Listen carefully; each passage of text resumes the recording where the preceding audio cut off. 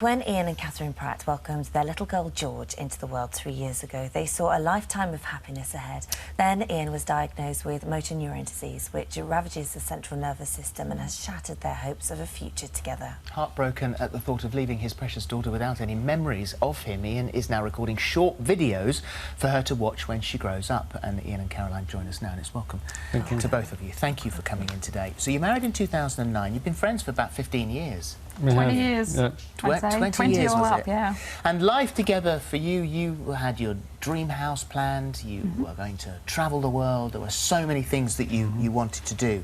And you didn't realise at the time you were already showing symptoms, weren't you? I was showing symptoms. At that point I was having some muscle cramping and twitching, which was sort of, now we know, is an early sign of the disease. So it's been, I've had it probably for 3 years. So you didn't take any notice of it? No, it was just being treated for muscle cramping, but they were really severe cramping. And so it was just sort of then getting referred on to find out what was going on later on, and I lost some weight. And with the motor neurone disease, the thing is there's not one singular test that you can go and have done. This is a process of elimination that takes time. Absolutely, and it's been, the process of elimination is really draining on you as a person as well, because some of the tests are quite invasive. So it wasn't just a blood test, it was, I couldn't tell you how many blood tests, I couldn't tell you how many scans. Lumbar punches. Lumbar puncture, EMG, you know, those people that have had them will know what they're like. But an EMG has to be, in my opinion, one of the worst medical tests that they've ever devised. Yes.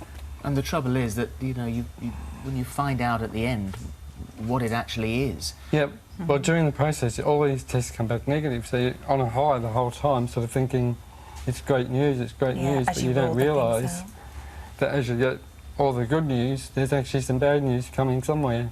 Yes. And so, yeah, that was... How much did you know of the disease beforehand? Because you looked online, like a lot of people do. You start looking online, you start discovering more. When I first started getting muscle cramp, when I sort of was starting through the diagnostic process, which was about 9 months, I started then to looking at what my symptoms were online, which was the worst thing I could do. And then I discovered motor neurone disease, and I thought, you know, if this is it, then I was horrified. But I had to wait until I had a name. I had to know what it was. Yes. It was when you were diagnosed with motor neurone disease that you were still going to the gym, weren't you? I used to be very healthy. I was going to the gym 3 to 4 days a week, and then I lost about 18 to 20 kilos in a matter of a really short time. So overall now I've lost close to 30 kilos from my original body weight, which is, you know, why I'm sort of, the muscles just waste away. What sort of time scale do they give you? Philip, I've been really conscious not to ask for a time scale, because I don't think it makes a difference to me. Yeah. I'll live today, every day. But on average, I know that people last sort of 3 to 5 years. Some people last longer, some are much shorter. But the really important thing is that with this disease, every diagnosis is terminal. There isn't, you know, I know I'm not going to come out the other side and win. So we just have to raise awareness while we can. And as a family, how do you come to terms with having a diagnosis like that?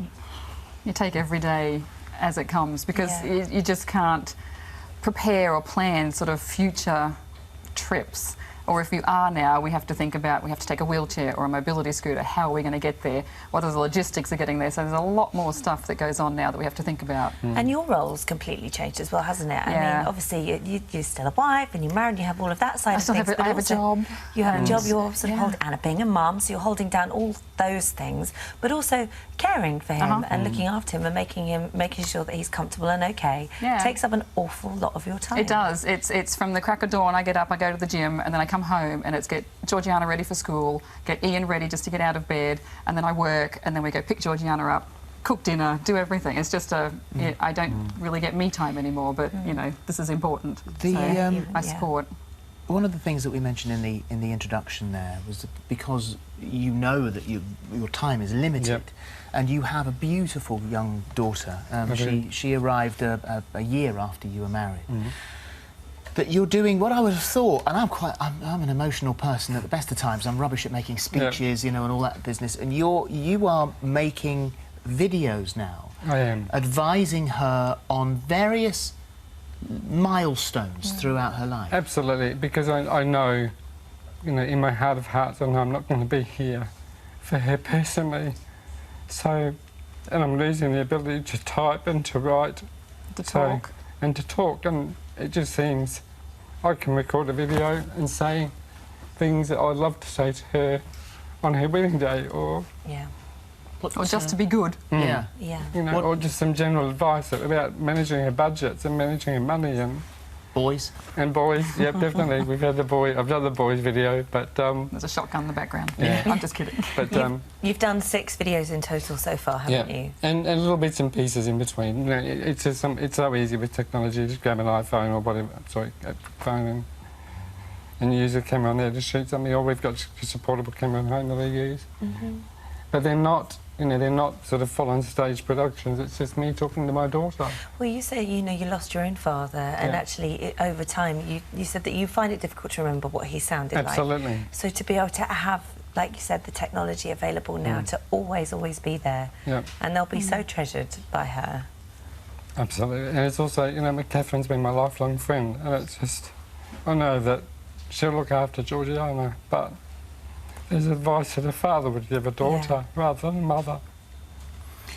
And have you done one for Catherine? I haven't yet, but it's in the pipeline.